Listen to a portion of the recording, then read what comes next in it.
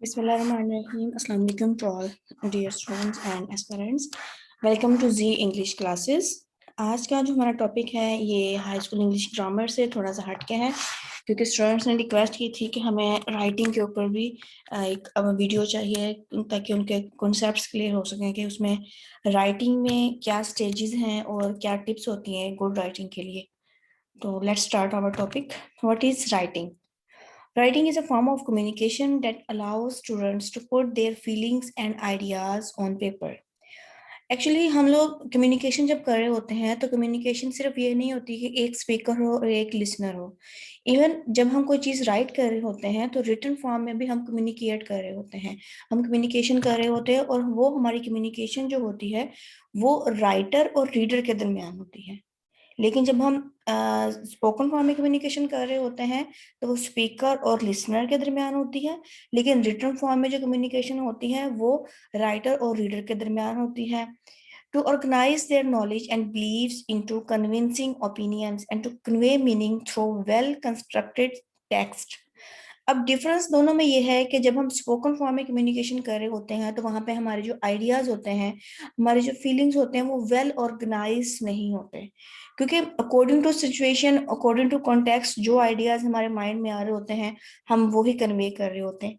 लेकिन जो हमारी रिटन फॉर्म में कम्युनिकेशन होती है वहां पर जो हमारे आइडियाज होते हैं वो ऑर्गेनाइज्ड होते हैं, हमारे जो ओपिनियन होते हैं वो कन्विंसिंग होते हैं और हम उनको एक प्रॉपर स्ट्रक्चर की फॉर्म में बिल्ड कर रहे होते हैं।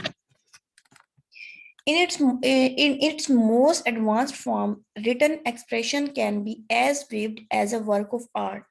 लेकिन रिटर्न हमारे जो एक्सप्रेशन होते हैं, रिटर्न कम्युनिकेशन होती है वो वेल ऑर्गेनाइज्ड होती है, उसमें कन्विंसिंग ओपिनियंस होते हैं, वेल फॉर्म, उसमें कंस्ट्रक्टेड टेक्स्ट होता है, लेकिन इसके साथ साथ वो एक एम्बिग्विटी भी होती है, क्योंकि जब हम लोग स्पोकन फॉर्म में कम्युनिकेशन कर रहे होते हैं तो लिसनर जो है वो स्पीकर के फेस एक्सप्रेशंस को नोट कर रहा होता है, उसकी बॉडी लैंग्वेज को, उसके हैंड जेस्चर को नोट कर रहा होता है और मीनिंग को बहुत अच्छे अंदाज में अंडरस्टैंड कर लेता है। लेकिन जब हम रिटन फॉर्म में कम्युनिकेशन कर रहे होते हैं तो वहां पर समटाइम्स सेंटेंसेस जो होते हैं वो हमें क्लियर कट मीनिंग नहीं बता रहे होते। As children learn the steps of writing, they build new skills upon old. Writing evolves from the first simple sentence to elaborate stories and essays. अब स्टूडेंट जो है वो जब अपनी लर्निंग का प्रोसेस स्टार्ट करता है तो कुछ ऑलरेडी चीजें उसने लर्न की हुई होती हैं जिनके जरिए से वो अपनी लर्निंग का प्रोसेस स्टार्ट करता है। Spelling, vocabulary, grammar, and organization come together and grow together to help the students demonstrate more advanced writing skills.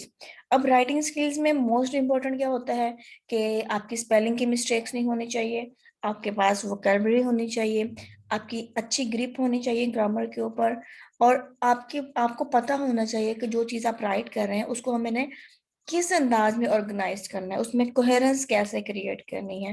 तो ये तमाम चीजें जब जिनके ऊपर आपकी ग्रिप आ जाती है, आपको इनके ऊपर स्किल हो जाती है, तो फिर आप जो आपकी राइटिंग स्किल है वो इनहांस हो जाती है।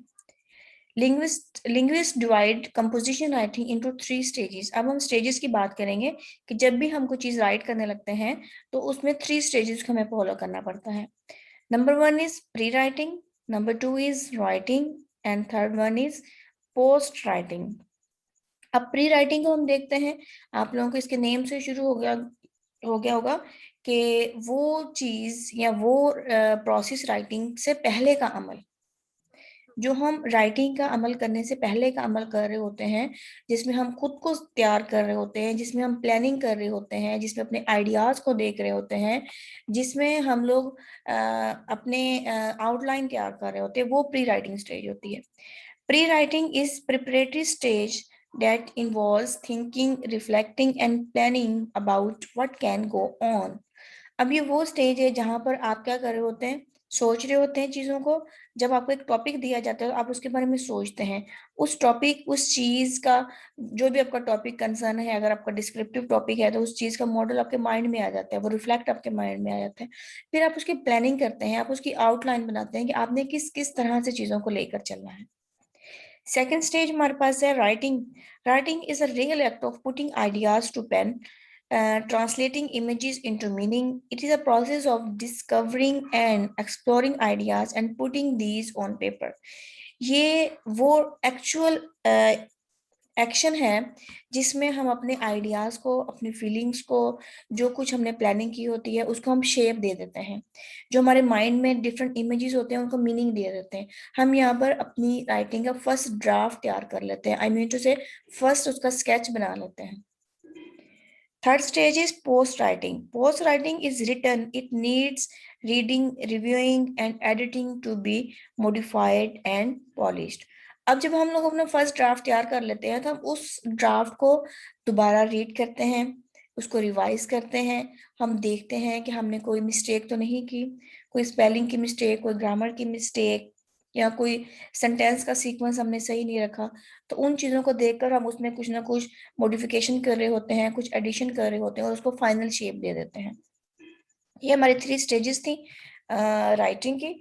और अब हम देखते हैं कि गुड राइटिंग के लिए आपके पास कुछ टिप्स ऐसी हैं जो आपकी राइटिंग स्किल को इम्प्रूव कर सकती हैं, एनहांस कर सकती हैं। Number 1 is avoid unnecessary use of words and try to make sentences simple and precise. अब सबसे पहले आपने ये देखना है कि आपने वोकैबुलरी वो यूज करनी है, वर्ड्स वो यूज करने हैं जिनकी जरूरत है।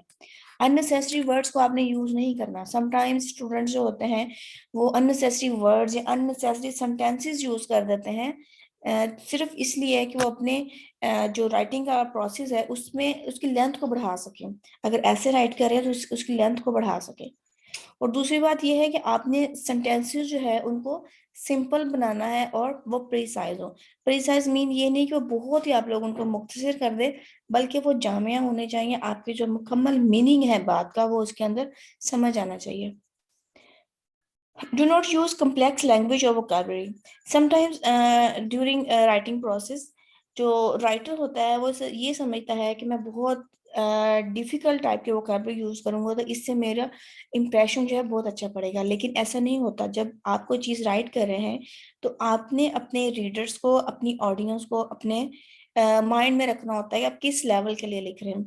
ये नहीं कि आप कोई चीज लिख रहे हैं एफएफएससी लेवल के लिए या बीए बीएससी लेवल के लिए, लेकिन वोकैबुलरी आपने उसमें पीएचडी लेवल की ऐड कर दिया, तो वो आपकी जो राइटिंग का प्रोसेस है उसमें वो वर्थ नहीं रहेगी।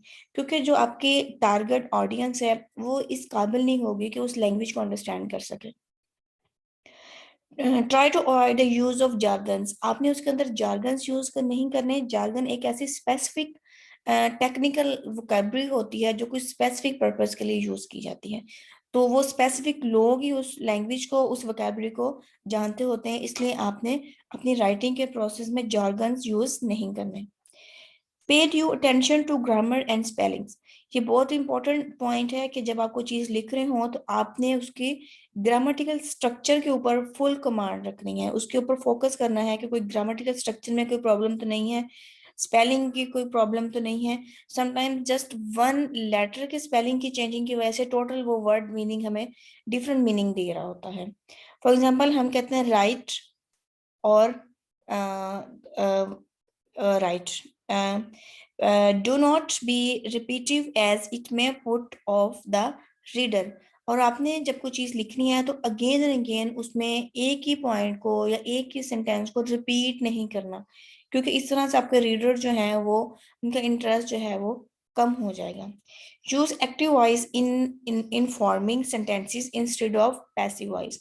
और ये चीज भी देखी जाती है कि जब आप कोई चीज लिख रहे हैं तो आपने एक्टिव वॉइस सेंटेंसेस यूज करने हैं, ना कि पैसिव वॉइस सेंटेंसेस यूज करने हैं। तो ये हमारा आज का टॉपिक था राइटिंग का। आई होप स्टूडेंट्स आप लोगों के कंसेप्ट क्लियर हो गए होंगे।